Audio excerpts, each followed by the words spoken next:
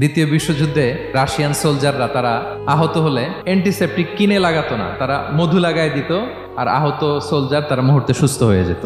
যাদের বাতের ব্যথা আছে, বাতের ব্যথা আছে না অনেক মুরব্বীদের, বাতের ব্যথার মধ্যে যদি মৌমাছির হুল ফুটাই দিতে পারেন, একদিনের মধ্যে বাতের ব্যথা ভালো হয়ে যাবে। সাময়িক হয়তো ব্যথা পাবে, মৌমাছি যখন কামড় দেয় ব্যথা লাগে না। এবং এই মধুর ভেতরে আল্লাহ তাআলা ন্যাচারাল অ্যান্টিসেপটিক রেখেছেন, এটার নাম প্রপোলিস।